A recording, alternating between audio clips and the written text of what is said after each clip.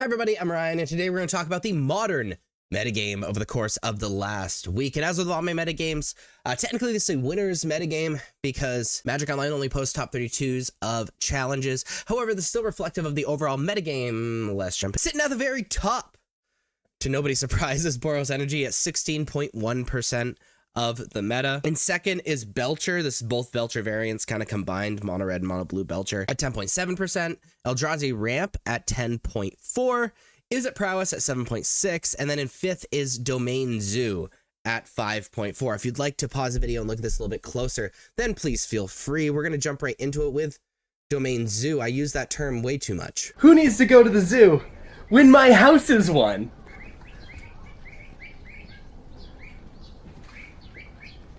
Help.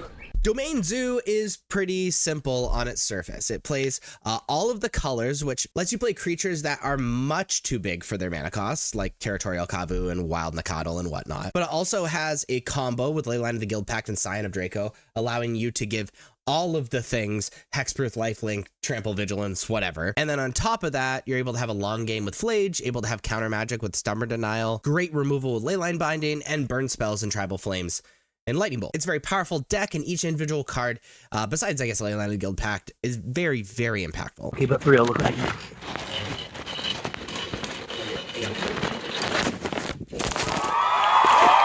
oh no, the phone fell.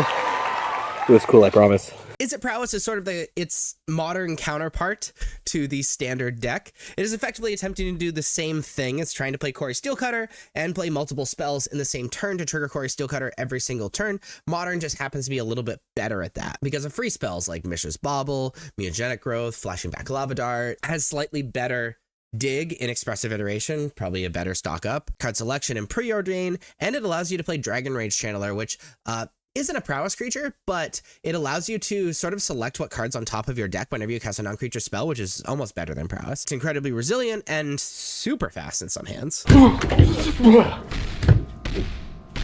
the Eldrazi finally came.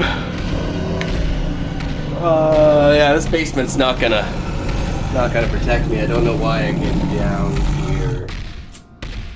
Let me...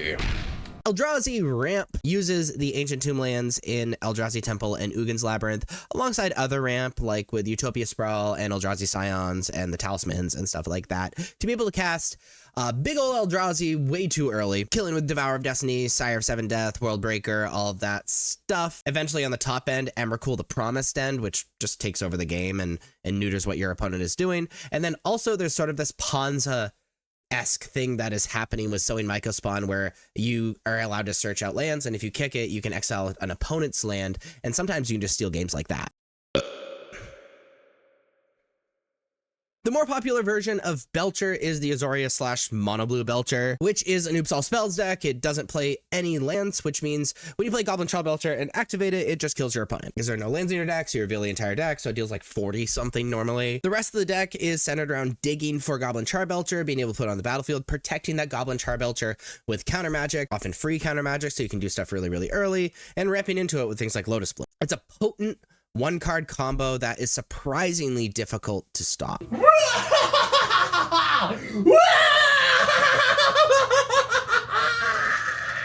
Then the most popular deck is Boros Energy. Boros Energy reigns supreme as the aggro and the mid-range deck of the format. It has aggro hands and Guide of Souls, Ocelot Pride, Ragavan, Ajani, all that stuff, but then is able to play a very strong endgame on the back of Flage, Seasoned Pyromancer, Fable of Mirror Breaker, and recently got a new addition to the stock list in Voice of Victory, making it even more difficult to deal with. Plays removal spells, and its ability to have a bunch of hidden combos, often surrounding Goblin Bombardment, alongside being able to just aggro your opponent out with some hands and being able to like play the deep late game in some hands, makes this deck so powerful and attracts so many people to it. But that is the modern metagame. If you like this video, please be sure to like and subscribe. Check me out on social medias.